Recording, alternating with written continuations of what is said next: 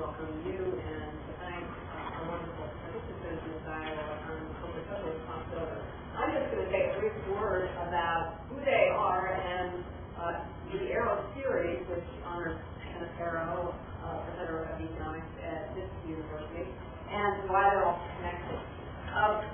Patrick Byrne is Chairman and CEO of Overtalk.com. He's got many honors, including the 2002 Business Week list of the 25 most influential folks in e-business, which is what Overtalk.com does. If you don't know that, check it out on the web. We'll see it there. In 2003, Ernst & Young awarded Byrne an Entrepreneur Award in the category of Lifetime Achievement. David Luban, to my left, is Frederick Staples, Professor of Law and Philosophy at Georgetown University. I think of David as certainly an engineer in the field of professional ethics, and has written also widely on other subjects, including philosophy, jurisprudence, social justice, specifically on international criminal law, just war, and the role of lawyers. In all of that. Kenneth Arrow is Professor Emeritus of Economics at Stanford. He's recognized as one of the 20th century leading economists in business analysis. He shared the 1972 Nobel Prize for Economics with Sir John Hicks for the development of theories underlying assessment of business risk and government economic and welfare policies. He is the author also of a still widely cited 1973 article on social responsibility and economic efficiency. Really one of the founders of the field of corporate social responsibility, and it is therefore no accident that we are talking about this topic in the first in a lecture series that him. He was someone who worked enormously influenced Patrick, who got his PhD at Stanford, I should have mentioned. And Patrick was also a student of David Luban, who David was visiting at Dartmouth when Patrick was an undergraduate there. And in a wonderful story, I suppose, about teacher-student relationships, they all kept in touch in one way or another, David and Patrick, around questions of what Patrick's own corporation would do in the area of social responsibility. And when the Center on Ethics was first in the planning stages, among the people who were consulted firsthand, he came to the first slide meeting. You may not remember, as I and many others do, and here's what's corporate enormously important. David, I asked for some suggestions of who we might put on the Center's advisory board. He said, you know, I have a really interesting student, former student with the Stanford Center. Patrick agreed to serve one thing but to another, and to the idea of this lecture series. So it was enormous pride and deepest gratitude that I welcome David and Patrick to carry on this conversation and started us on some perspective.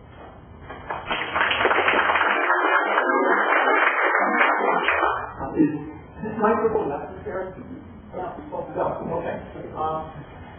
Well, thanks, Deborah. When Deborah asked me to share the podium with Patrick, I had some trepidation that was based on the fact that my knowledge of how business actually works, my ignorance of how business actually works is matched only by my ignorance of the economic theory that Patrick knows that. I had kind of envisioned this. I had a certain literary model, which is a series of little essays that the Canadian pianist Glenn Gould wrote, in which he interviewed himself. And they're very funny. They're a lot of fun to read, and very contrarian. Well, Mr. Gould, why is it that you've been going around saying you thought that Mozart died too late rather than too soon? Well, then I'm glad you asked that. And I kind of had this idea of that kind of exchange with Patrick, and I'd actually like to begin by winding back 20 years to when we were working together. He was an undergraduate at Dartmouth College, and we were closely reading Marxist German ideology together. I had this original Marxism teacher, and this is the great influence of teachers on students. That is why he is now a Cato Institute mainstay. So, to me, there's a paradox, and this is the first question I want to put. The paradox is that, as we'll get to later, you're running what I would consider to be a socially responsible corporation. But I take it that your main argument is an argument against the whole idea of corporate social responsibility. Before I want to ask you that, first of all. Try to get that? Yeah, absolutely. Well, I was thinking about that since you told me that this afternoon. That's and I'm sure I will schizophrenic. Maybe nothing more than a sort of pastel wager.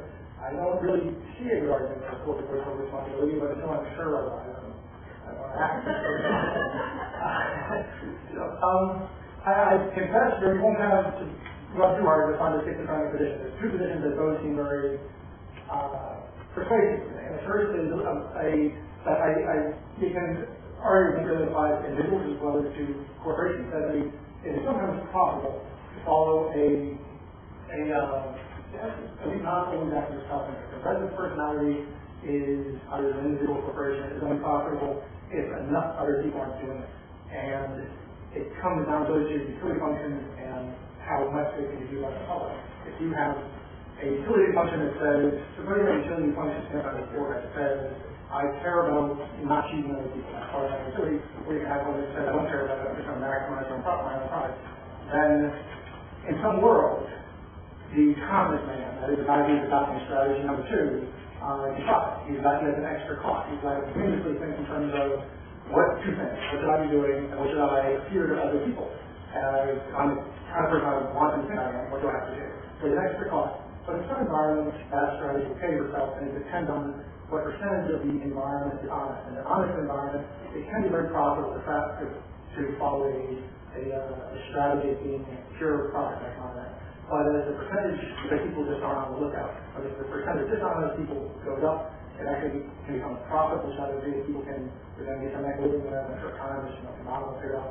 And all that sort of applies, that argument for why individuals should not be themselves for profit maximizers, but they should be virtuous. I think the same argument could be generalized to corporations. But, all that said, I don't think that's not what you mean when we're talking about corporate social. I mean, you're looking for some justification that's beyond that it's actually a good strategy. And so there's one side of it. The other side, I look at the work I've been involved in for over 20 years, and I've thought of this question many times myself. As an investor, for example, as the extreme, take a simple case of a choice between whether you invest in a fork plant or a spoon plant. And there's a shortage of spoons in the world. The price is going to be higher if you can invest money in a spoon plant that have a high return on capital. And the money is going to flow in that direction. And that argument, the Smith argument, is that it is just seeking profits makes you socially responsible, because even without any apparent intent to do so, by maximizing the profit, you're going to be creating what society was need. Okay. Let me just make sure definition of corporate social responsibility, so sure we're on the same page. So my effort at a formal definition is this: any corporate conduct in which profit maximization is sacrificed for the purpose of benefiting some human interest, or just to broaden some environmental interest other than non-human environmental interest. And that's other than personal, financial, or familial interests of management. So management is, of course, management can self-heal themselves or their family, and that sacrifices profit maximization for human interest, but that's one I'd like to leave aside and say that corporate social responsibility here is sacrificing profit maximization for benefiting some third party, human or environmental interest. My examples would be, let's say, cutting back a bit on profits in order to benefit workers. So let's say paying above the marginal price of labor in order to pay a living wage would be a simple example. Or something to benefit the larger community. Something to benefit the environment, not doing clear cutting if you think it's bad for the environment, even if you can make more money by clear cutting, benefiting culture by, let's say, giving over some corporate profits to subsidize the symphony. Or one that I'm hoping we can get back to, and that is benefiting the business infrastructure itself, not following the NASPA free riding and taking advantage of a loose regulatory environment, kind of Enron problem. So, fair enough on that. Fair enough, and that definition would then exclude somebody being socially responsible because they thought it was a deeper strategy of maximizing profits and income. Well, that would be sort of highly hypothetical. Yeah, I'm only socially responsible because he's not maximizing profits, so that was all to me. Okay, so what's the argument against corporate social responsibility?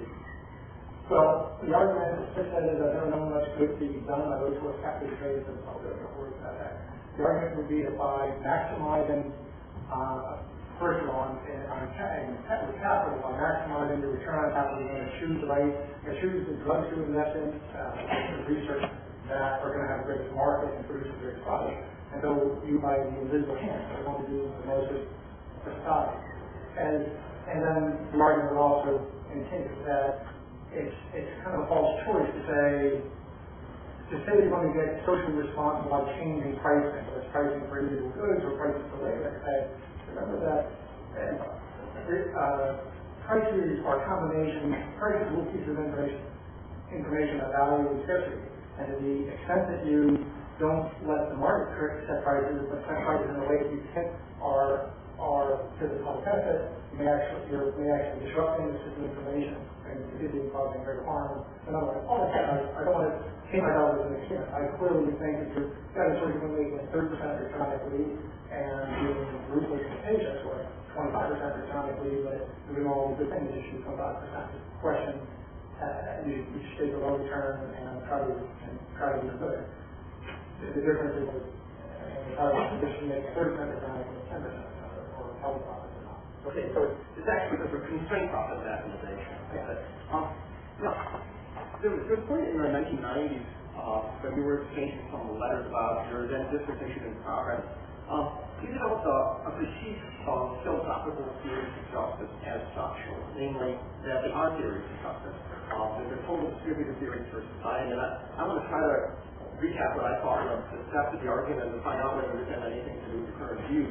So, as I understood the critique, it was based on four ideas. First, that for the theory to matter in practice, somebody in authority would have to apply it. Second, the idea that I thought I just heard you pushing comes up from Austrian economics, that it's really impossible for any centralized planner to get enough information in real time for the planning to succeed. So only the market, which is decentralized, can process information fast enough. There's sort of a twist on processing. You may not be interested in the market, but the market is interested in you. Third, that total theories of justice assume that we can just write on society like a blank slate.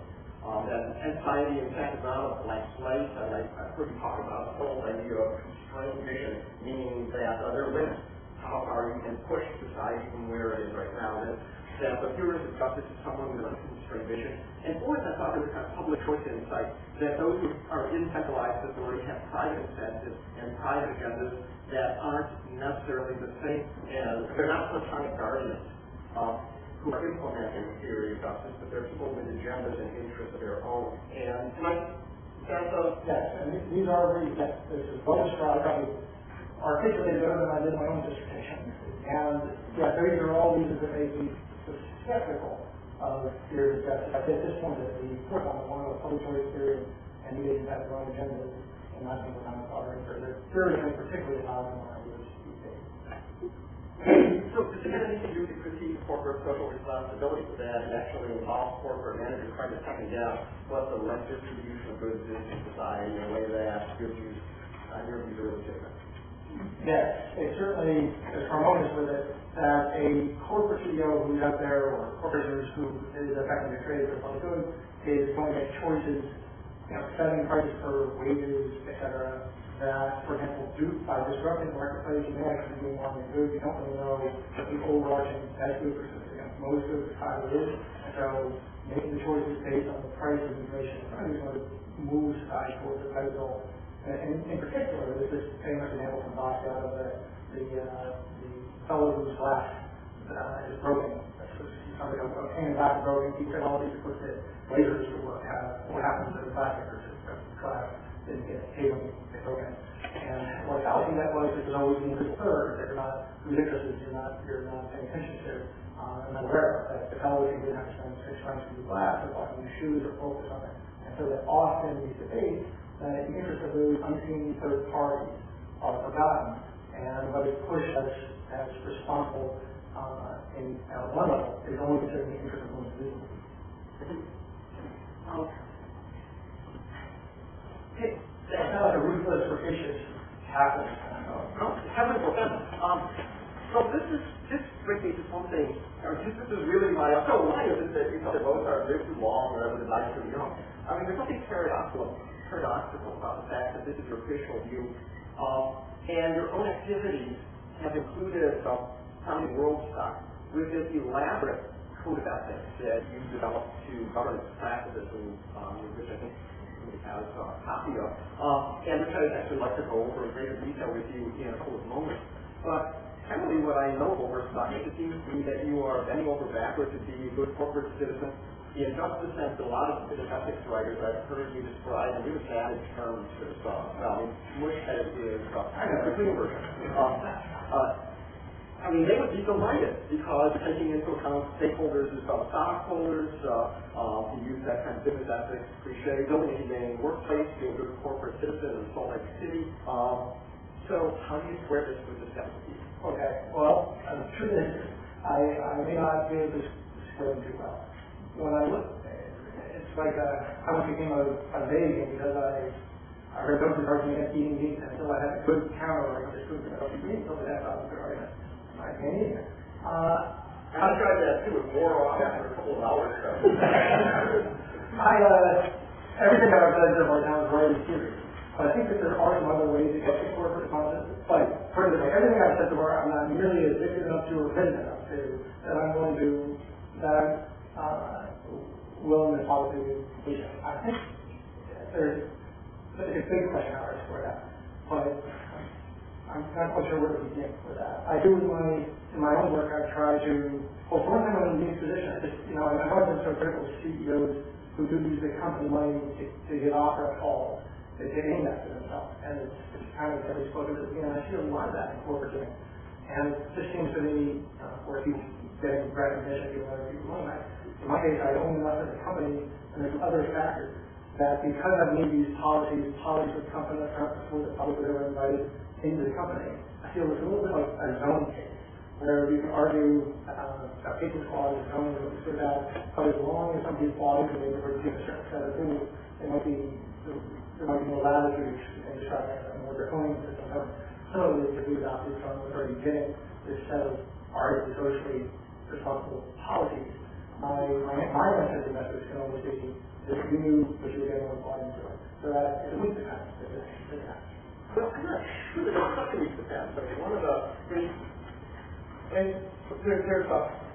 there's this old corporate law chestnut from 1990, Dodge versus Ford. It was a case that where Henry Ford wasn't producing the maximum return for investors that he could.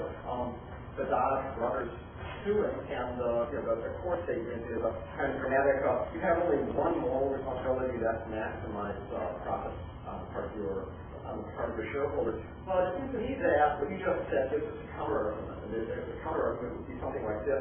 The shareholders' only real reason is that their expectations have been violated. If their expectations aren't for ruthless profit maximization, then their expectations haven't been violated. And to describe, as I think some writers do, to describe what's going on as a tax on the shareholders, you're taxing them in order to do the project that you want to do, isn't right just because they're getting exactly what they bargained for. I mean, if I buy a share of other stock, knowing that you've got the world stock division is not at all like the profit maximization, then I have no justifiable grievance. I think, you're not maximizing my return, and that seems to me like a perfectly legitimate argument. I'll call you the shareholder back. That is one of the major arguments I'm making. They know this before the company does it. I don't know how that applies for a company or CEO who's not in a position to hire you as opposed to a certain company. I'm not sure how that argument applies out. Would you agree? Let me just reverse that. Suppose you find that a company was not this, where they newly adopt a set of sort of responsible guidelines, and someone make that argument. Do you feel it's compelling? Yeah. I always can exercise my own market influence by investing in them and reinvesting money into some company that a bit more patient. But also, it seems to me that this is within their discretion. See, one way that I think about it is that you've got management, and let's just roughly take two sets of shareholders. The shareholders who are only in it for the money, and the shareholders who have social and moral interests that they would like the corporation to be fulfilling. No matter how you do it, if you see yourself as a pure profit maximizer, then you are in some sense sabotaging the agenda of the second group of shareholders. If you see yourself as responding to a social and ethical agenda, you're sabotaging the desires of the first. Both groups have a collective action problem in organizing to do something about it.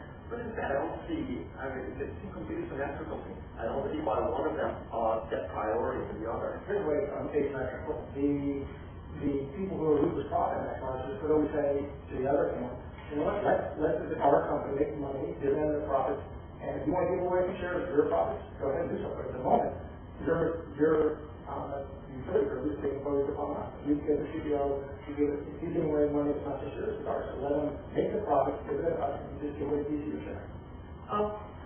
It's hard because there's collective action problems. I mean, if I as a shareholder think of the ways the money ought to be given away, if your employees get paid a living wage rather than the best wages you could negotiate, I got no way to transfer my money to them.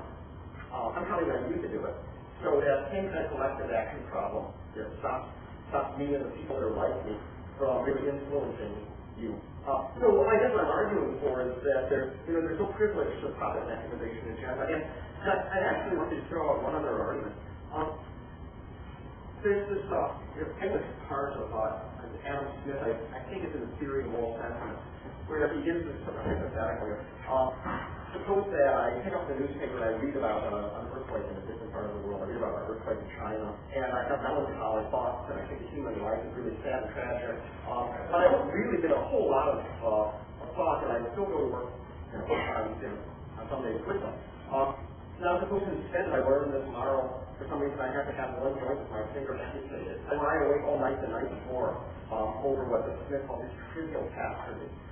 Does that mean that I really care more about the joint of my finger than I do about the lives of tens of thousands of people? So no, if you create a small mechanism where I could save people from the earthquake by sacrificing the joint of my finger, I would probably do it. Smith thinks that many people, maybe most people, would do it. So our level of emotionally expressed concern for others is partly mediated by whether we think we have control over consequences. One of the things about my being an investor is that now my control is in the business, so that I might actually be more ruthless as an investor than I really am in everyday life. I mean, I put my retirement into the CIA and prep. I'm expecting that there might create a pension. I don't monitor them really closely to see if they're doing what I consider socially responsible investment. But if there was some way in which I had kind of direct causal influence over them, I would have no problem in saying, let's cut back a little bit on my pension. My daughter's in the audience. Sorry, Rachel. You're going to inherit a little bit less. Cut back on pension in order to do something socially responsible. But it was the very fact that there are always layers between me and ultimate consequences of my investment actually changes my life. So that's a long-winded way of saying that I think that maybe the ruthless profit maximizers among the investors aren't really ruthless profit maximizers or the CEO who actually pursues social responsibility is actually reflecting the preferences of the shareholders better than the one who is. Yeah. That's a compelling argument. Let me reverse. Let me start with an argument because you in your writing on the book have written about global morality. And I'm normally helping raise this is not a good thing, but if you're an defense attorney and you define it's you help him. And the goodness or badness of your action settled upon not as an individual, but the system of the adversarial system of the director, more likely to reach the outcome and so forth. But he doesn't carry the weight of those decisions himself. He doesn't carry the weight of his action himself. It's coming around the Constitution. Similarly, what would you say to the CEO who argues, this is just I may appear to be a rapacious profit maximizer, but that's what I'm hired for. And you can't judge my actions in isolation. You can only judge it in the context of the system of capitalism on people buy maximizing profits for that actually drive society to the different way. Yeah. I think my response to that would be first of all, that's not necessarily your role definition. I mean, I haven't specified when I buy a share of stock that that's what I want you to do.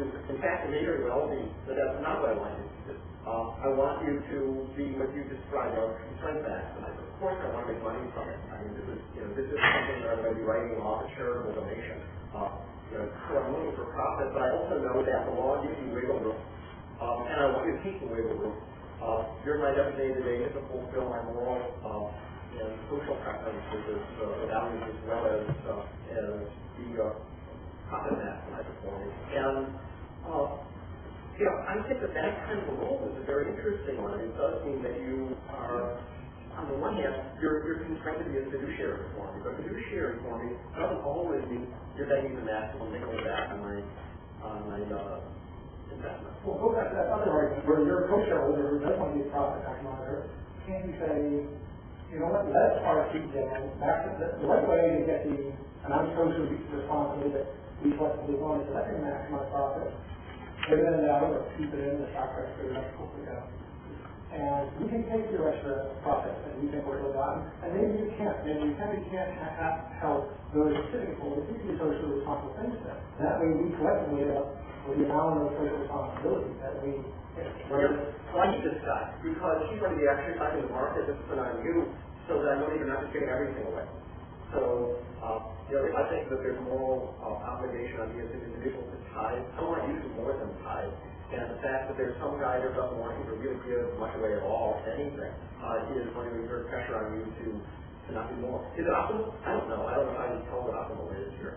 Well, I would think optimal would be defined in terms of the preference of the individual shareholders. In other words, there's some collective amount that if the company could make X, if you would prefer that of X, something Y is going to social responsible missions, and each would have their own Y. Rather than the CEO trying to guess along, would it be a better system for maybe just take X, X, and then we can each get our individual Ys, and that way we now, if those social responsibilities end up being the aggregate of we as individuals want. And I don't just have a problem with that your other shareholders don't desire as much the social responsibility as we do. But it seems that system I described is going to better generate something that reflects our individual preferences than one where we're able to get from much as CEO, COA, or collective money. Well, I think it's going to be really hard to aggregate preferences. But more important is the fact that you can do things that I can't.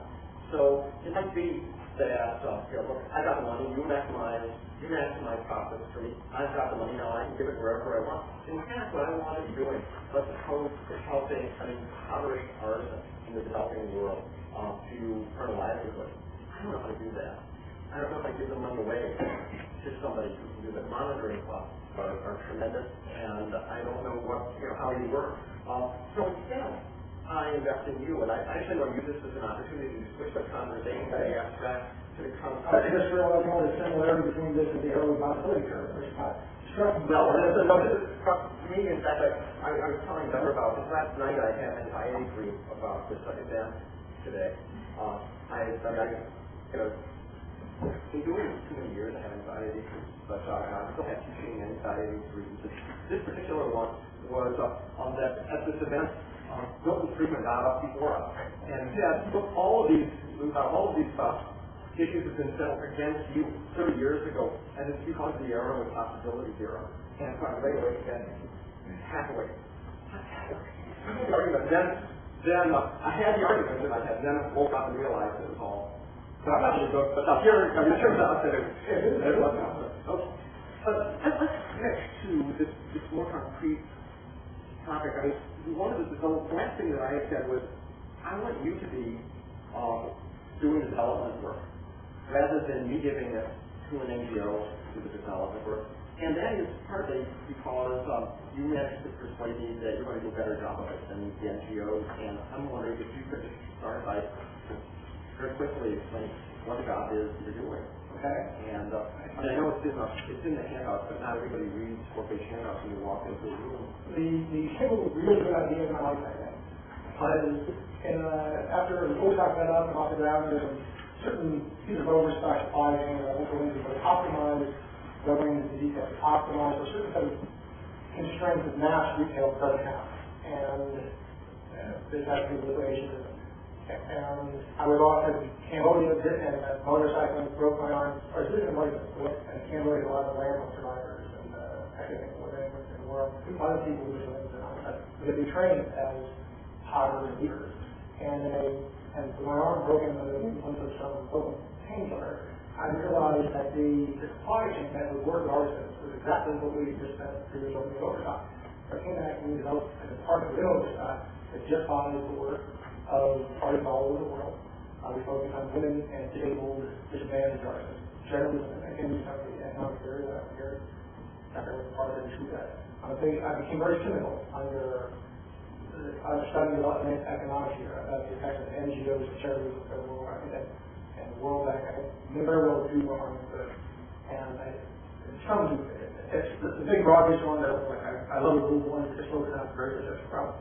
So we realized we could use our supply chain, which is an optimized position, one set of constraints, turned out to be exactly the same set of constraints that artisan markets exhibit. And we started this one tab with an overtime that makes no money. People all over the world, we now have 25,000 people in 35 countries making for us.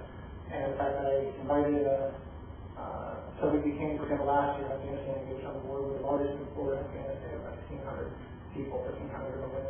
I'll give you an example. Typical story in Peru, this group that has never exported a leather blue auto home. We bought 10 of them, they sold us a day, we bought 20, half the container, only about 1 to 2 containers per month. And this little group of 8, a co-op, we were 25, 3 builders, just employees, supplying us. And we make no money on this, about 60 to 70% of what you spend goes back, gets back to the oceans, we try to move over there. So, that's what I and I invited to get data in the quite good this year to advise and to develop the principles around how we're going to operate. Well, the advice for this is more just editing because you have the principle already. No, I think there's more fish that fall in. You just talk to the principle. Sure. And it's one of these ratchet things. The whole time I was doing it, I was thinking, if I was sitting back in grad philosophy class, any one of these I could say. But for example, I do have actually what is that, margin price. We're not trying to make any money on it. We usually extend that term to going over 1% net profit. People don't generally think about that. So now we extend 60 to 70% of the money gets to the people, and the rest goes to all logistics and so forth, logistics and customs and marketing and such. And that's very, very dramatic as we bring something from Afghanistan and Peru versus like an auto nation will also become the largest last year, which we started being the largest exporter of auto in the country. And so there's very different cost structure to set the products, but the cost structure to just make them market our price, a bigger than pricing.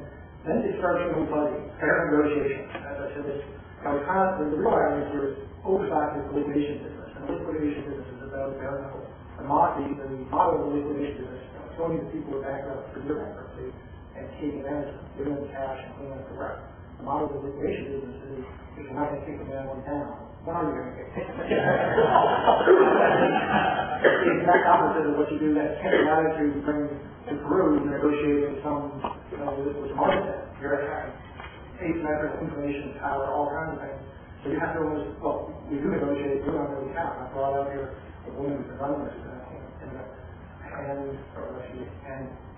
in many cases people say, look, I want $2 for this. And no. It takes you 2 days to make it, this amount, and we'll pay $6. And we do that all the time. We not just try to fairly negotiate. Just the attitude that we bring liquidation has to be completely murdered for dealing with artisans in the third world. And I'll say the transparency about the sustainability. This was something David and Judy pointed out. The common denominator, I don't really have a bunch of dollars with the common denominator of it all, I think David pointed out to me, was the sustainability question. And we know that you're doing, maybe in a morally outrageous environment, but you know you're doing wrong. If you're doing things that's not being good, you constantly imperative. If you can't imagine that it could be continued forever and know that, so if you're using up workers or the environment, you're probably doing fine. So sustainability becomes a principle. And ultimately, other than child labor, and here's the issue that's got in trouble. We think child labor is awful. So that's kind of for most of human history, children grow up with their dad as a neighbor, children, they start helping them. So you just say, some people in the developing world say, that's just some bourgeois American view, that children cannot be all involved. So the principle we came up with was put none of the world's stuff is produced in a formal environment of factory. It's all produced at home base or block study, and children can be involved in ownership with them 2 hours a day, and they're also going to school. But I think we're going to wear magazines or rainbow magazines, just totally doing that in the office, that children were So at the end of the day, I felt like there was nothing morally ambiguous in mind to the extent that the ultimate safeguard is transparency, and it was transparent about who the producers are and the condition under which the purchase takes place.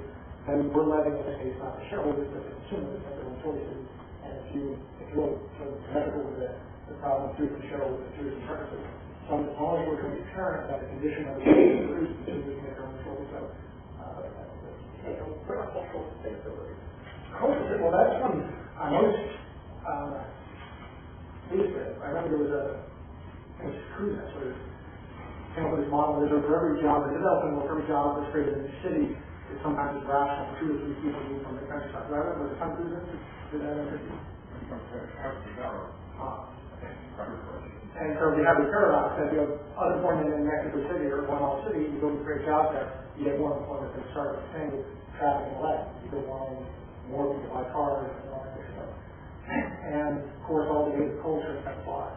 So the idea part of this is that people can say, and the goal is not just the goal, we set pricing so people make 3 times what the average in the area and try to price the product at what we can pay. And that means people don't have to leave villages of Peru or Guatemala or in Africa and that stuff. They can stay there and yet make tons of wages that we make in the city. And so it keeps something out of it. It keeps us being, they're making, I mean, none of the civic stuff is not privately paying costs, it's for a cost. It's really first class, museum costs in some cases, not for that. And so the cultural stability is part of our city, people leaving behind it.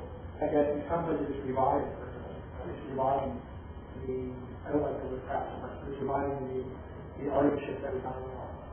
I'm curious, this business is dealing with some countries that rank very badly in the World Corruption Index. You have to reach out to local officials in order to make this work, and how do you deal with the ethical dilemma? Well, I told you I was schizophrenic at the beginning. All these philosophical principles have been all the time. And I think lawyer, you should take a fist about this. So, well, what's okay? It's a tough one. I'll say that it's ironic because like 25 years ago when I was first spending time developing the world, I made a commitment never to lie to people. If I just I don't know why I think this, but actually some of these plans make a terribly pernicious effect to have on our culture, to have Westerners come in and bribe people, get so much done, so much more easily.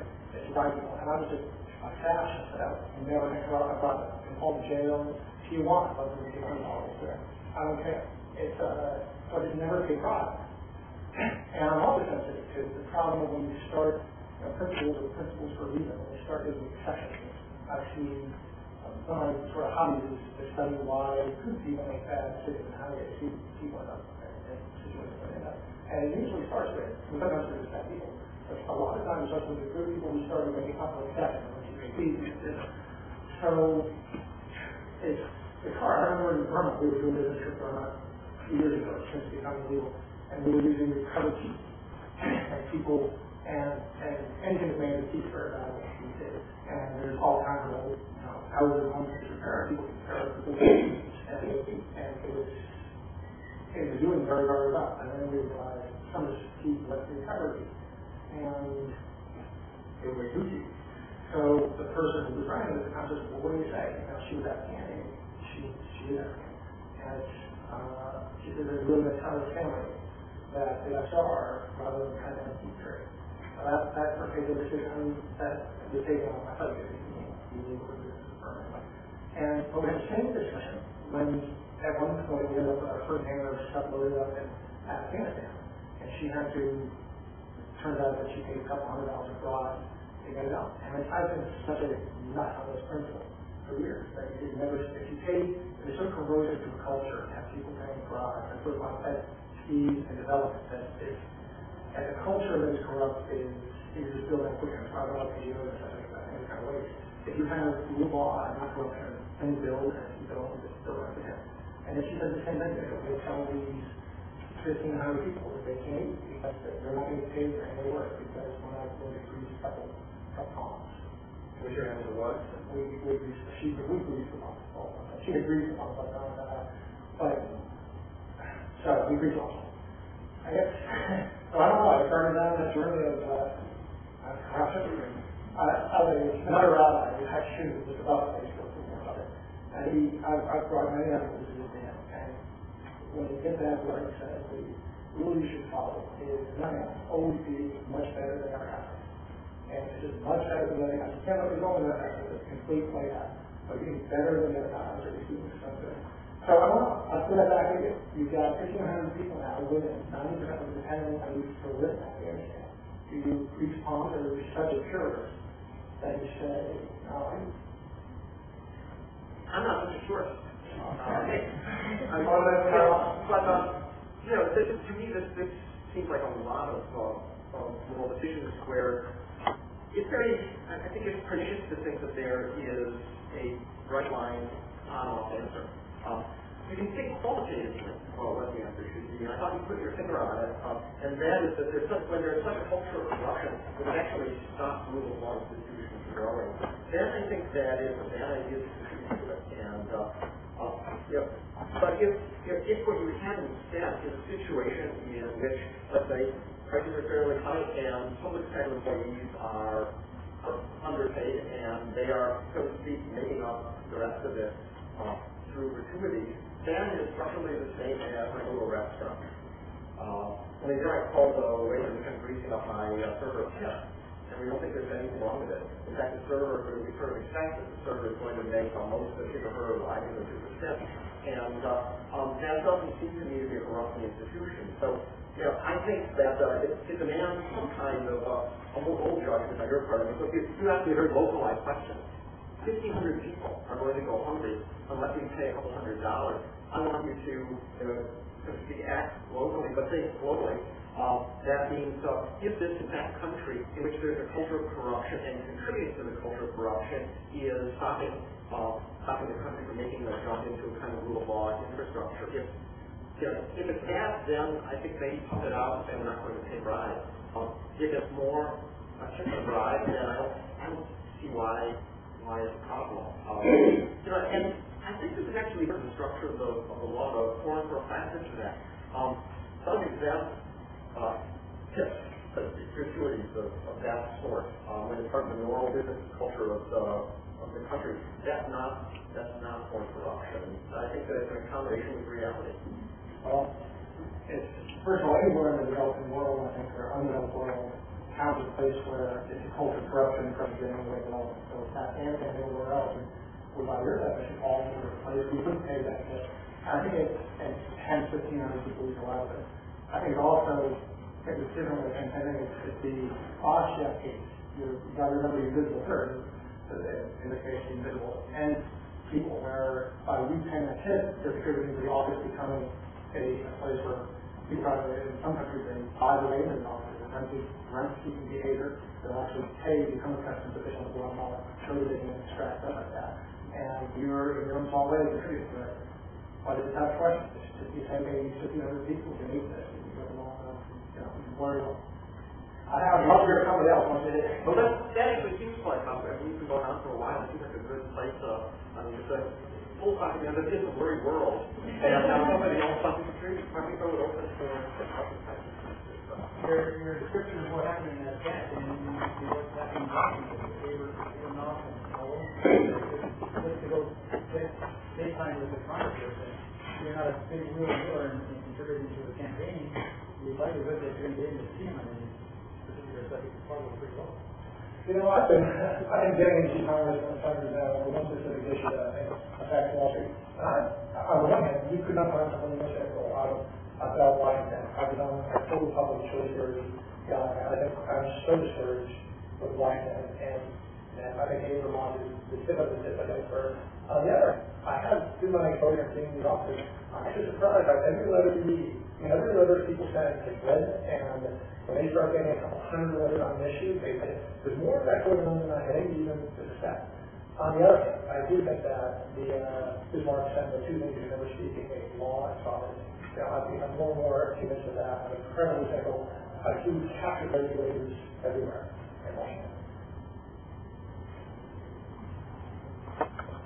Patrick, your sense of yourself as being having a corporate social responsibility, you put really in terms of, you told your shareholders beforehand and all that, but in theory, it seems like what's kicked in my mind is your original argument against it, quoting Adam Smith basically saying it's impossible to help people, it's not trying to help them. So I'm just curious about that. If that's the argument, that it's really hard to help people, that's not really an argument that we shouldn't, or that we don't have an obligation to, but that most of the time when people try things, they fail. But that would still leave the possibility that we do have a duty to try and would maybe give this other explanation of why the world stuff. So which is it? Is it that it's really hard to do, or is that we really don't have an obligation unless we feel like something like that? Well, first of all, the danger isn't that we try and fail. The danger is that we try and do Fake work. Very fake work. And I think there is quite a bit of that in the world. I think that there's maybe one way I've actually had these arguments with shareholders over here. Because I'm up on Richard High against Wall Street, and people say, why do you such run the country? And my answer to that is I agree with the CEO, and I also kind of agree with the citizen, and gave that person advice. And Bill obviously doesn't think the duties of the CEO should prevail and others. So instead of maybe describe corporate social responsibility in terms of duty fulfillment, by just recognizing you don't stop being a citizen. I think there's actually another way to get there that actually David suggested in a letter to me, but it's actually the way the old, first of all, I don't mean to suggest I have some answer to this. The explanation might be that as a person I'm wired one way, and as I can't deal without being consistent. I have these other theories that are against corporate social responsibility, but I'm just wired in a way that does not follow them, and have the David somewhere without being a CEO. The other argument would be more like, why don't you tell us what to do? It's kind of like I said, like trouble with argument about what we think. Yeah. So this is, I've been thinking specifically about one dimension of social responsibility, and that is not pushing the system with limits. I actually started thinking about this during the Stanford Center collapse of late 1980s. Well, what you had was a lot of altruistic behavior on the part of individual thrift operators, and I'm thinking about it also from the point of view of their lawyers who were tapering the deal. So this is an intro aspect topic. The problem is that you have a system that can tolerate a certain amount of risky behavior. But only so much tragic and common to the most familiar from the environment that you can have a certain amount of fishing in the Mediterranean Sea, but if anybody fishes or overfishes and gets fished out and collapses straight away. I mean, this gets modeled as a chicken day nested inside the prisoner's dilemma. So the way that the prisoner's dilemma works is what I just described, that for any individual fisherman, it doesn't matter what the others are doing. If the others are overfishing, well, it's going to collapse no matter whether I fish or not, so I might as well fish. If the others aren't, well, it's going to be safe whether I fish or not, so I might as well fish. So the strategy of fishing in that case is distracting in the prisoner's dilemma dominates the strategy of cooperating. And that's the problem. Now, what we want, so one way is to convince people or put sanctions into place or reassure people that they can cooperate with prisoners well. But the problem is that seems to be a suboptimal outcome because it's best if just enough people fish so that you get the kind of maximum number of fish that you can sustain without tipping into catastrophe, but no more. Which raises the question about why is it that you get fish and I don't? That's the chicken game. I mean, the chicken game here is that I want to lock myself into a high consumption pattern in the hopes that makes you back down to a more system collapse. That's an incredibly risky, unstable strategy because if we all try to lock ourselves in, that system collapse. I think something like that happened with the savings and loans. We had a lot of pedals to the metal.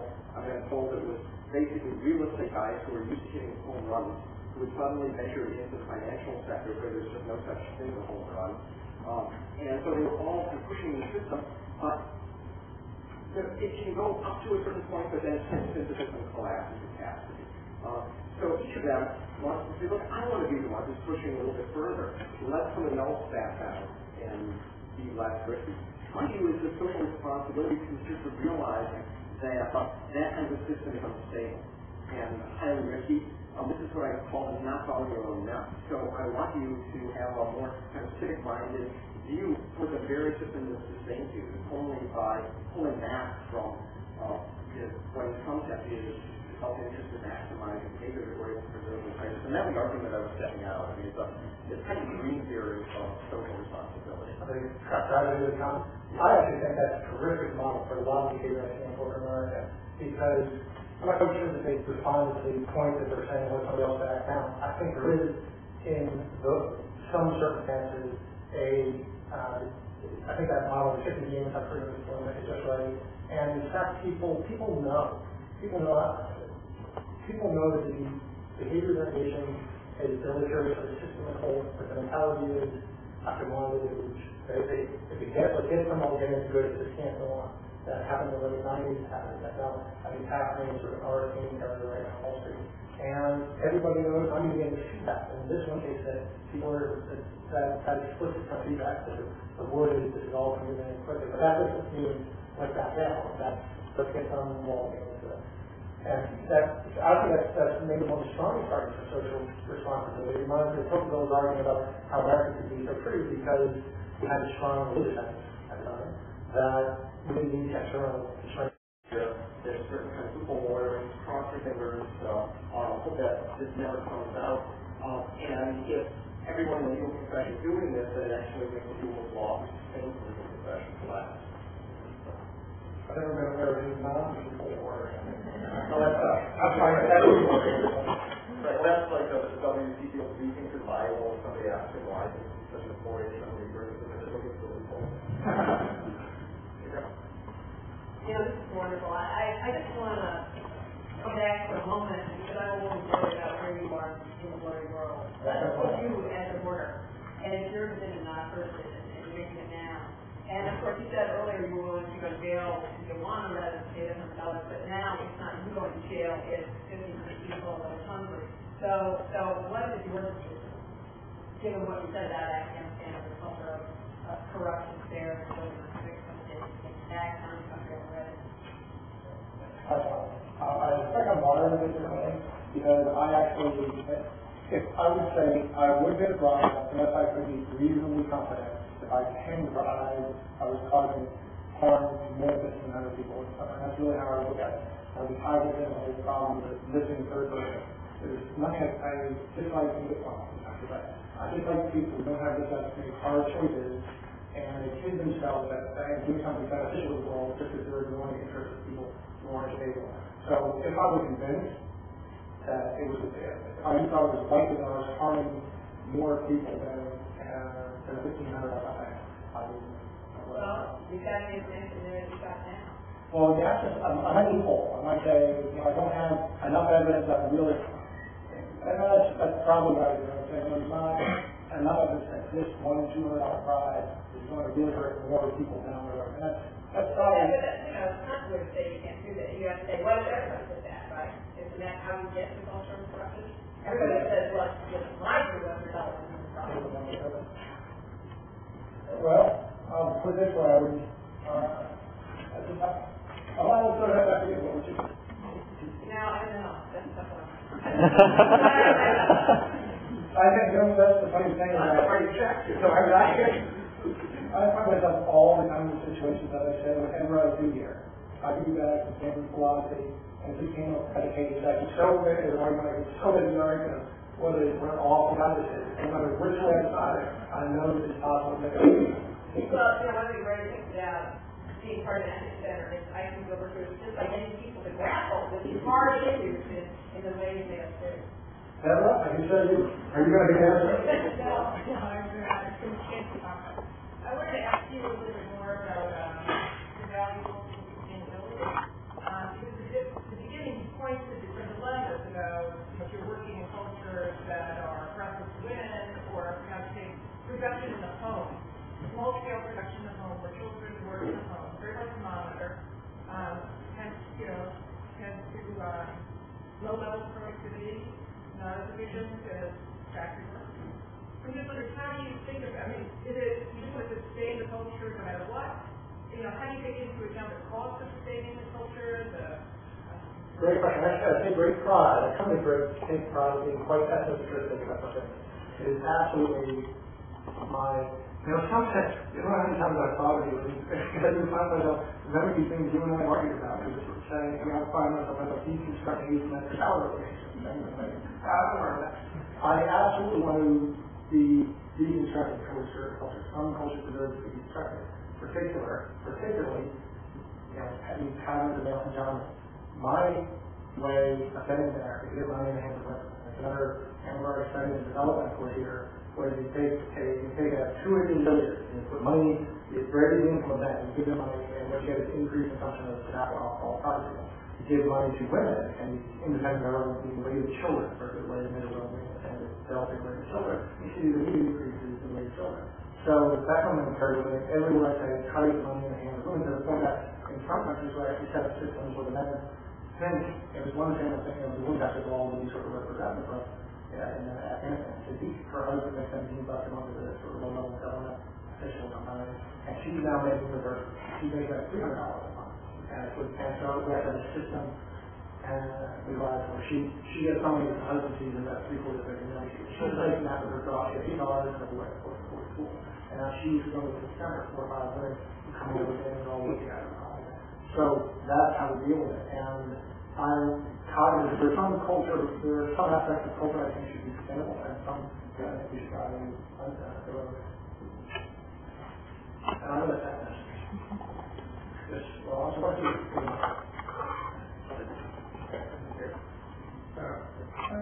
Two points one is, I think, a lot of issues here are what we call physical limit. The bribery example of that, your contribution, the culture of bribery, whatever you do, depends on what comes. However, everybody has the economy kind of hard. But I'm not sure the economy has this personal. That is really a good personal behavior for exactly the reasons you brought out, for example. But never the post principle, the so-called effective economy. Now, this is a very pervasive issue, and at one point you were explaining the versus of market and how the things are good to price to reflect scarcity and variety. It's a very broad speaking, very accurate. However, one thing if you think about it, and you can show it, is what you mean by property. There's probably what it is that you own before you can use it as right. The fact is, we live in a time with a great deal of activity in society and economy. Because you can't monitor the property. Health is something, for example, we can't figure out something will public good. No system, I want to say, really comes to the market the way of allocating health. That area, we have very designs to go with that, including the fact that working towards university. It is legally required to go to university. I mean, check it. But there is kind of, and this is the consensus, the public consensus. And really, knowing them together, are only a handful of people, maybe not even the case, one step. Take it again with the water and everybody's education and stuff like that. So the question is about the two ways of doing this. One is through self-restraint, and I think you are correct talking about what you do as individuals in spite of the fact that you're going to do that. You're a little evil, but the same balanced by superior with private what you do is maybe creating a social evil. And the question is what point you see that you're not paying any attention to at least the third possibility. Well, unfortunately, I don't have to pay much attention to that places. Yes. Well, my friend is from Lebanon. I spent a lot of time in Lebanon. Well, I didn't mention. Okay. So now, what I think they're going to say, so the question is that we do spend time in part on certain aspects. And not particular aspects. Or we do have legal regulation. For example, licenses. This doesn't mean that some people can ride some. You say, okay, have a license, anybody can ride. So then it's not that some people could decide like a random lucky. This is a transferable permit system for greenhouse gas emissions and it is applied in a number of circumstances we use it today. Which essentially introduces through those rights. Actually, the public of a crisis, but it's now a government intervention. But trying to make it as decision-making as decentralized as possible. So there are various intermediate cases. There's universal legal cases, but there are also free. believe these things. And for example, in the case of bribery, there is a line that's the law. So the corporations are allowed to bribe. Yeah, I think the enforcement is, there's some details of the process. the real concern there is broad in the contract. I actually had a additional U.S. Embassy customer once explain that the truth is the whole contract practice that if you use bribes to get a contract to be a German company or a French company, no one can say anything. But if you use bribes to get a contract and you be an American company or whatever, something other than that, we'll turn it on by the basically each year. But that was a reaction, an attempt from the taker, an attempt to make it solve the business dilemma problem by imposing some of that outside. We do know that people do restrain themselves. We have at least one evidence that people restrain themselves from totally face-to-face. These experiments that were on Luban in the game where the 100 mark, the original experiment service before the year, so 100 marks was 8. And the first person said, I'll pay so much. You can have this. If you agree. If you don't agree, nobody can pay. Well, typically nobody offers less than nobody grabs more than 16 or 17%. And 50% is a piece of nothing. And people will reject. You go to anything like look beyond this, say 30% less. People reject. Even though it's quite contrary to their self-interest. And this is what applies, you may know, to experimentally across a range of cultures. People have done this in hunter-gatherer societies, husbands, agriculture societies. The percentage of people show generosity goes up the degree of marketization. That's what it's like. That's a question. Probably no surprise. Exactly. One argument is that you can't get good functioning markets unless people don't take advantage of it every day opportunity to see. The market will emerge. And that's one person.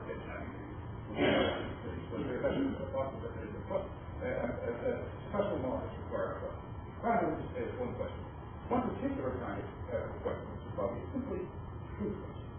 And full recognition, not just total truthfulness, but not the whole here. A seller is usually knows what provides the product. Have I? Should the seller reveal all the information about the data that potential needs but here's a clear case where the markets aren't operating properly. So the differential information comes out of the effort. It has been argued by Stanford Center that when people don't, when there's a lot of trust in the system, when people sort of assume it's cheap as possible, and can be developed and can't get under that. And Putnam's book was reference to one thing, similar story as well. So the question here is, would you feel that the sense of social responsibility should at least extend to full revolution? Yeah. Well, full responsibility, as an argument. I would, because, it's hard for me to, not only that, I think that the seller has, in some cases, have to be somewhat paternalistic. If you feel that the buyer isn't in a position to then synthesize full information, you have an obligation to actually be somewhat paternalistic in some cases. You can't sell something that you think is dangerous just in the amount that I fully reveal it, because I think that most people get it understand the danger. You're going first. Yeah. You're saying not only that you get information, but you actually. Well, I have to distinguish between how I'm sort of hard-wired myself and when I can legally justify it, or where I can still not be justified by the theory. That's how I would approach something like that. Yes, I think that you have to not fully disclose, but it's not enough that if you're some cracker, you can't fully disclose that there's a danger issue. Not for some cracker. And on that note, I think it's fitting that we should end with Tim's question. So maybe you'll hang out and see what you can say.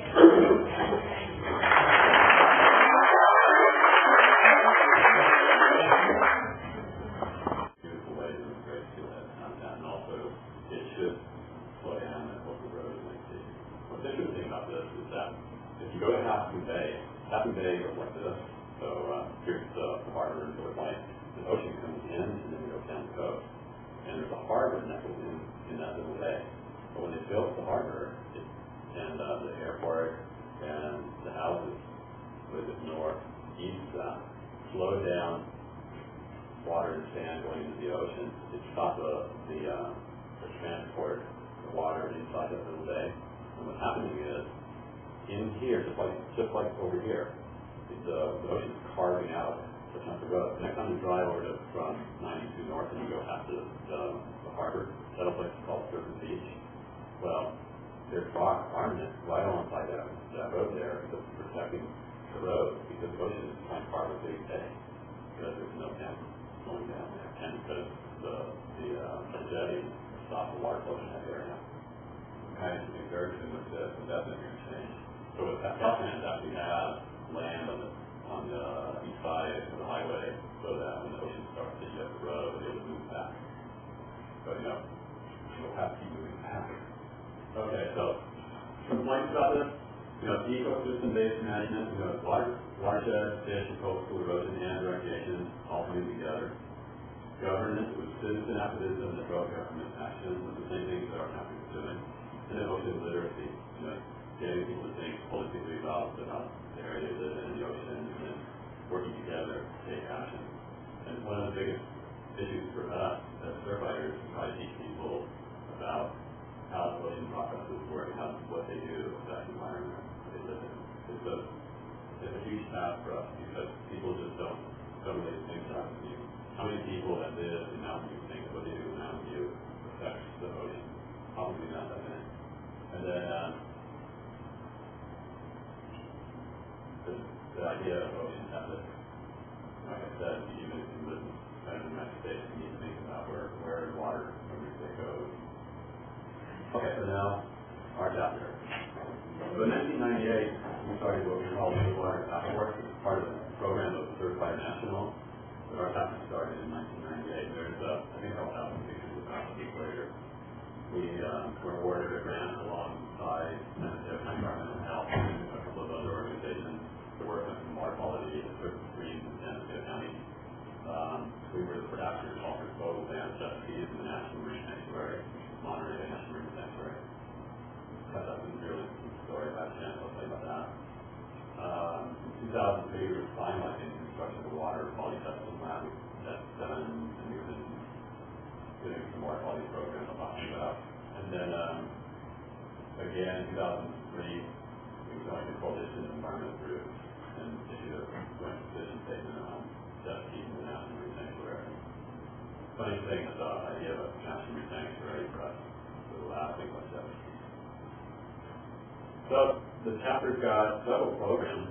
We're always on the lookout for beach access.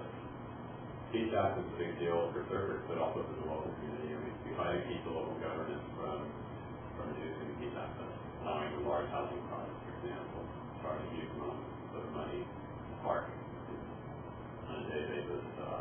What else? Beach renovation programs like in Pacific. I don't know if you noticed, but the North State Beach has gone over a really big beach renovation program. Now there's a lot better access than we used to be, and the water's also a lot cleaner. We were involved in that. And the specialty program, a lot of beach cleanup and then educational work. And then the Monterey Bay National Marine Sanctuary regulations are review and involved in that. So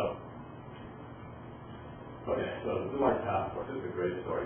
This is a program that we started many years ago. It all had to do with the sign. That sign is erected several times, and it just kept being put in place. And it's right next to the watershed of the Byrne Marine Reserve. There's a creek called Stanford Center that floated as a marine reserve there.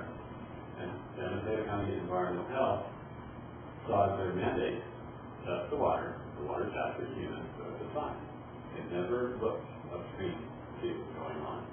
So one day, one of our members in our meeting, she said, well, I have a sign over there. So we started looking into it, and we got her to set up what we call the Water Task Force. And what that is a certified volunteers working with San Diego County test the water up and down San Diego coast. It turns out that the county mandated samples up and down the coast, but there was only one lonely guy to do it. San Diego County Hughes, the border is in Santa Cruz County So all you could really do, in spite of the mandate, was sample a few regions here and there. So we started sampling them, and then we started working with them to study the watershed. The problem was, the county wanted to sample the land alongside the creek. The homeowners didn't want to let them in because you're polluting the creek, you let the environmental health department come on your property, touch the water. No. And Surfrider worked with the landowners to try to get the county in there. The landowners wouldn't come to town, but they let our volunteers. The county, before the Blue Water Task Force program, they didn't want to talk to us because they felt that we would give them that publicity. So it was like three cats circling around trying to around each other. But eventually, we convinced landowners that the county wasn't going to get on them, that we just wanted to solve the problem, that nobody was going to get fined. We started sampling up the watershed. So it's amazing how lane things can be. Walking up the watershed, there's several benches on the east side of Highway 1. They have like pork stables and a big pile of manure right alongside the creek, or a housing trailer with an open sewage tank running into the creek. So you took care of all those, and then the harder problem of those are called point sources. You can point at them. So the manure pile. This is the manure pile. We got rid of all those in the county, and then we started looking for the non-point sources. It's much harder. So the things like one of the big problems in that area is the waste stream lines. The waste stream lines are terracotta pipes that just one big bunch of pipe sticks into another one, and then another one. So they're not like a glue or pipe or anything. The water flows down through them and chunk together. So what happens is that when it rains, they get full of water out. So that's one of the biggest problems. So we, over the years, completely cleaned up the eastern side of that watershed, so from Highway 1 up into the Gulf. And our volunteers over the years have sampled over 10,000 samples.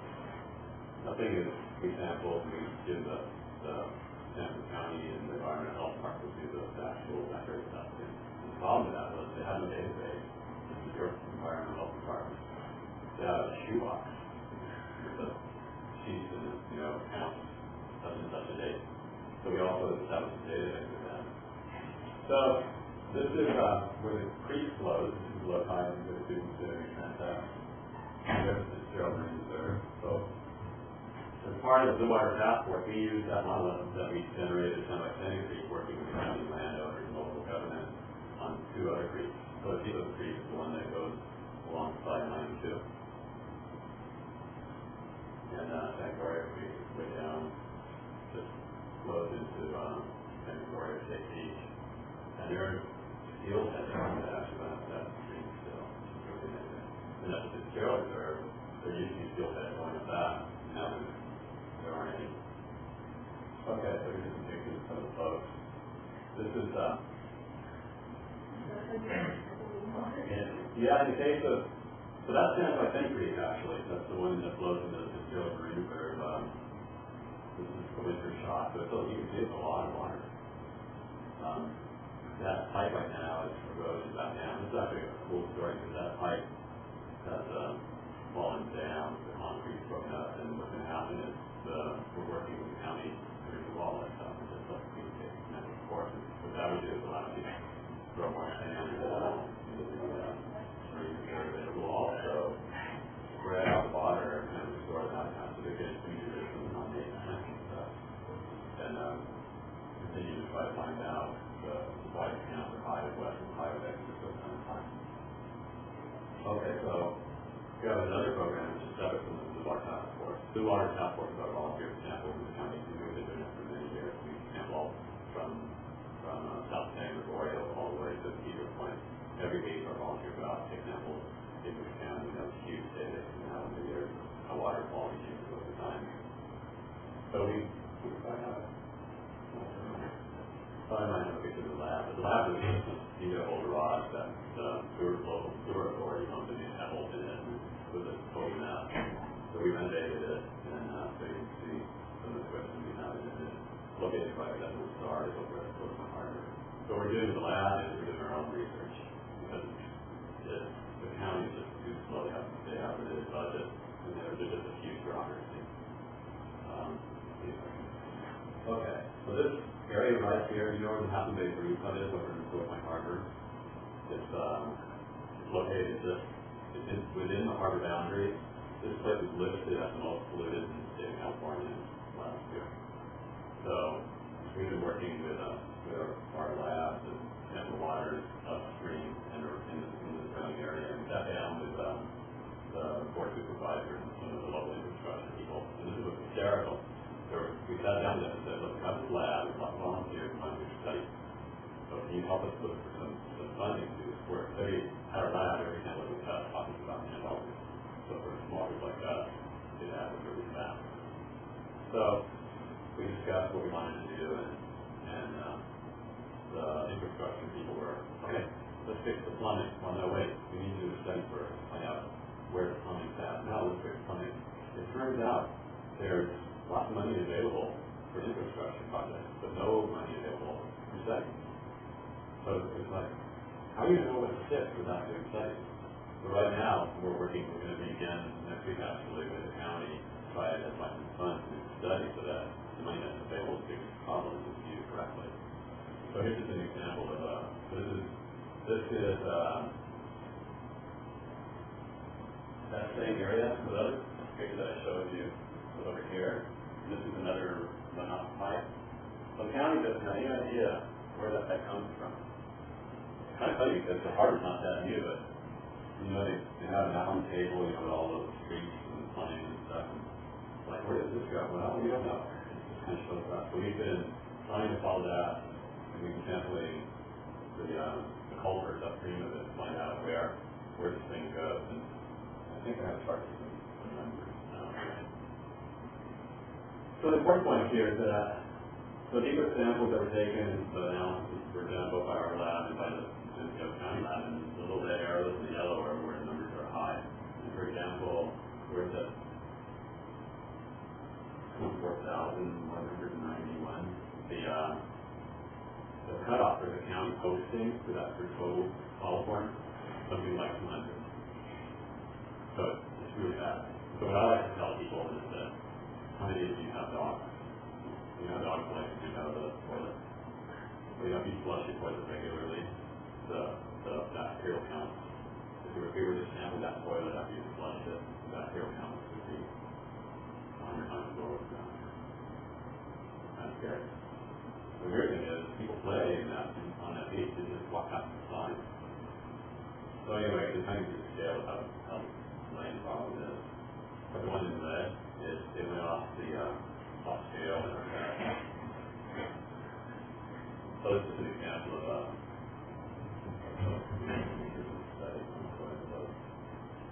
so the other program we have is beach cleanup. You know, these are just cleanups that we do. We do at least 4 a year. This is Silicon Creek.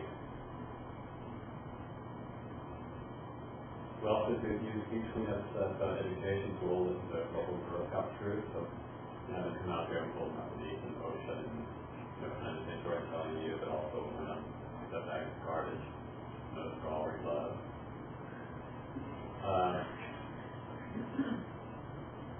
We're really heavily involved in the review of the regulations for the Monterey National Marine Sanctuary. Our main concern, our focus was what's called wildlife disturbance. Oh yeah.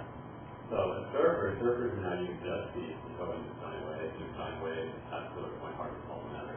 So people are using jet skis to go in there. But they also use jet skis to cruise up and down the beaches. And when the sanctuaries were established in the early 90s, jet skis were banned. They're still banned. The problem is that the industry reconfigured the jet ski, the modern jet ski, so it no longer falls into the definition of jet ski according to the regulations. So it's fallen outside the rules, and they're considered a boat. So these guys, that guy there is totally legal with as far as the regulations. But the intent of the regulations of this marine sanctuary was banned. And there are several court cases on jet skis, both here and in the county, San Juan Islands, where they've banned them. And it's a not being with the industry and the regulatory agency. So we've been heavily involved in trying to work out definitions and ways to keep them out. So this is right up at the local beach. What's funny about this picture, it's got helmets off. The jet ski way over there. What's even funnier about this, you know where I got this photograph? From the Yamaha website. It's pretty cool. It's really funny. But these things are really bad. If you go to San Mateo Coast anytime in the fall, you can see migratory birds moving downward up the coast, depending on which time of year you go. Whales go, if you go to Montreal State Beach in the fall, gray whales right after the beach. In the Pittsfield Marines, there's a colony of 100 seals. It's been an actual rotary of over 200 seals that are there. All of those animals are heavily disturbed by things like jet skis. They're really different than boats. Boats kind of get on boats and go somewhere and really stop. Jet skis, the whole intent is to do stuff like this, go play in the market. So what the regulatory agency did for this, they said, when they first set up the regulations, they knew that the industry would not be happy to have a slow down, so they were very clever. Said, okay, we're going to give you a little patch of ocean play. They're called their port zones and anchorages, and it's pretty funny because on the chart you can see that there's a little dotted line, and then there's a harbor over here. And the idea is the jet skis, some of the jet skis, get on the jet skis and go out to a square on the chart and play around and it's like a couple miles out to sea. So, if you do that, probably not. I mean, you couldn't even find it. This is the 90s before even those jet skis were around. So the reason they did that was so that the industry could do that, which they did. And say, look, we're not picking on you, and we're not saying you can't go there. We just want you where you can't harm wildlife. And so the industry sued NOAA appealed to the court ruled in favor of NOAA for jet ski for ban. And then we changed that, and now they're considered both. They made it basically a little bigger. What is NOAA stand for? Pardon me? What does NOAA stand for? National Oceanographic. National Oceanographic and Atmospheric Agency.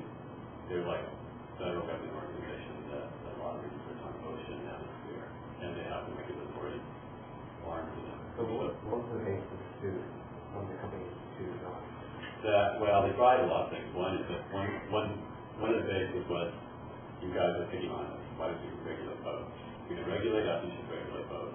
The court said, well, if there's a big problem and there's several factors that impact us, there's no rule in the universe or there's no law that says that you have to fix everything on it. It's okay to focus on one group first and then work your way down to that. The other was like Noah thought. They're saying, well, you're banning a commercial enterprise. One of the problems is NOAA is a government agency, so one of the things they have to do is consider using and the financial impact in the community. So that was a kind of a legitimate argument. That's why the court kind of do that. They lost because the evidence is really, really clear. There's a lot of scientific evidence about the harm of these things. And they didn't have a leg to stand on, so they just changed that vision. Right now, the NOAA regulation is going to review, and this is one of the topics that has come out. And they're arguing about definitions of certified or chapters involved in at all levels of the government, all in Washington, D.C., the state of California, the voting waterway, all the time of jurisdiction. We're lobbying to make sure that in prison and no regulations is held. So there you go. The photographs were from Huntington. Some of the content was from a certified national, and a lot of the work from our volunteers and also the college hockey. Any questions? When? We do them in summer, because that's not good summer, but also that's when the meetings were getting after. We try to do them right after a major holiday, like 4th of July. It's really far.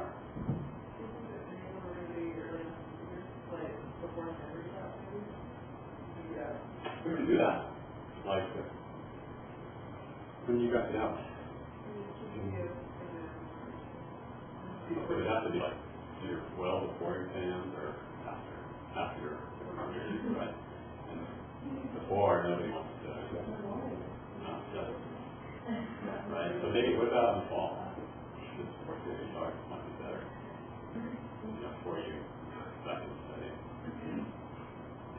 question about, starting on lot 280 property, and if you were to continue going in. It's not 280, it's 380. Or 380, Yeah, okay. when it goes from the airport over. Okay. Yeah.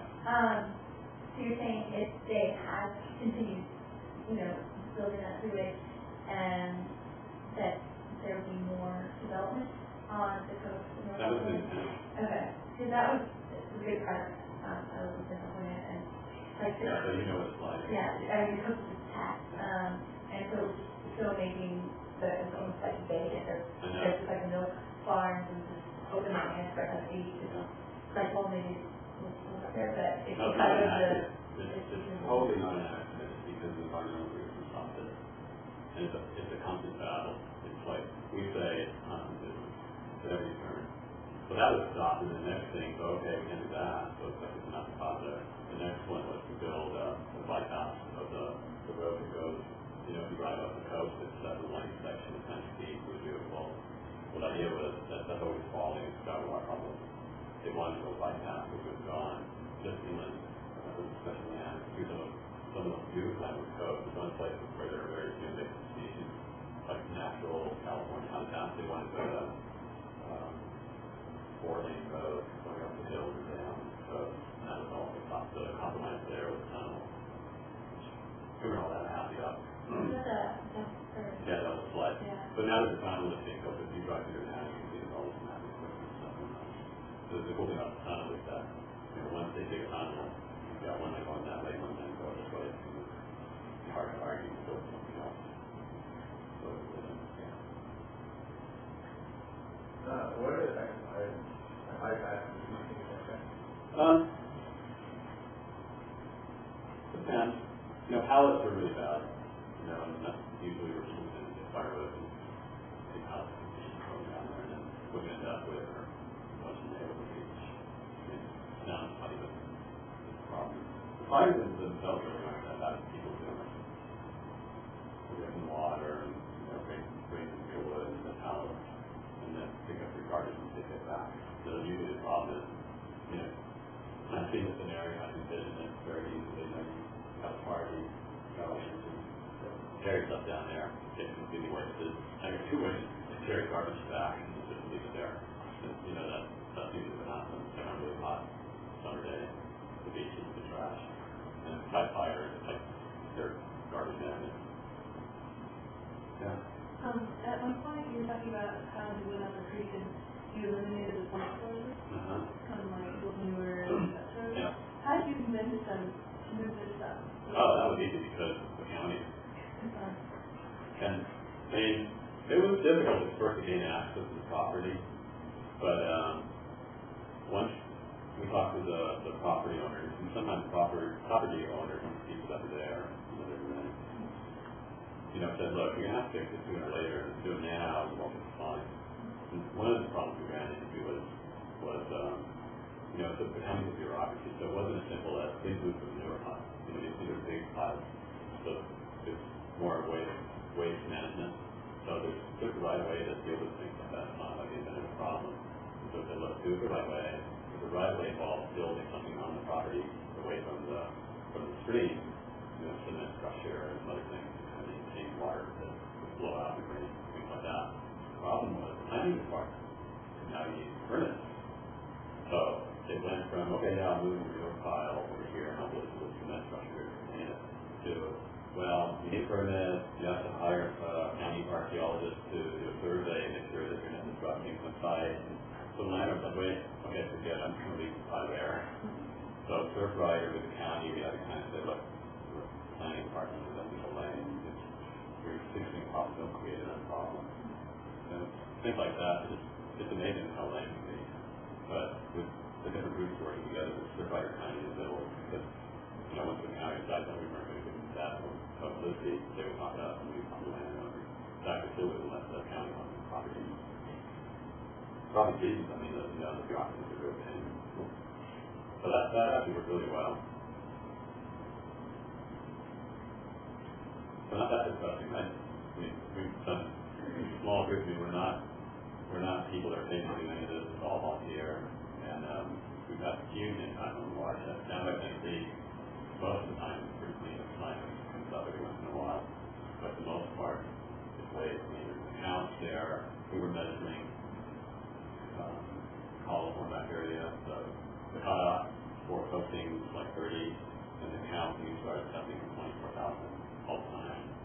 doesn't include, so that just, counts for volume. It doesn't include what kind of water flowing through it. And now every once in a while, spike has rain, spike from the water. Way better. Okay.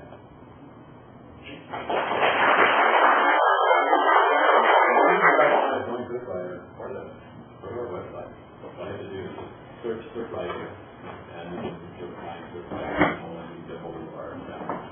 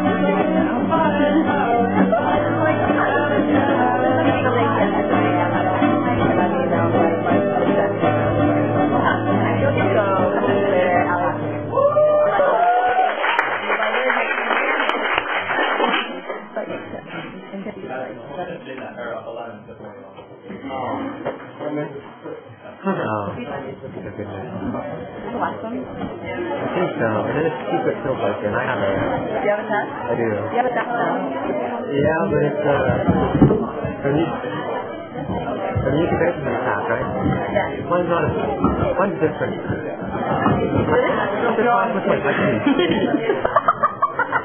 I just bend over and walk up to people's arms with my fuck teeth.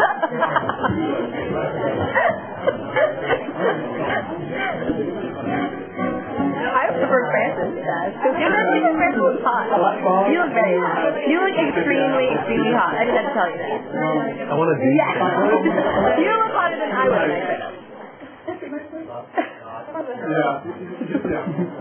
How possible CDs and any kind of folk to pocket really happy with that. And so, by the way, I just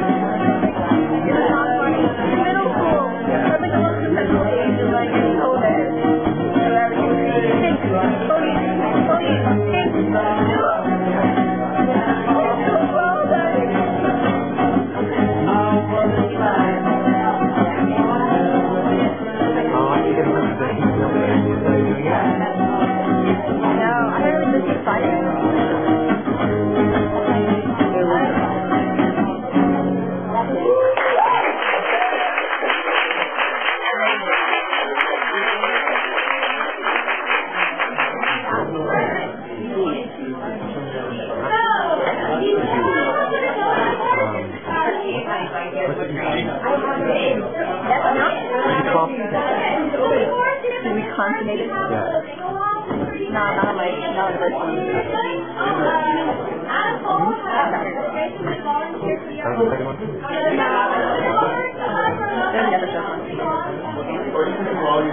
I see it? What other video camera? Hi.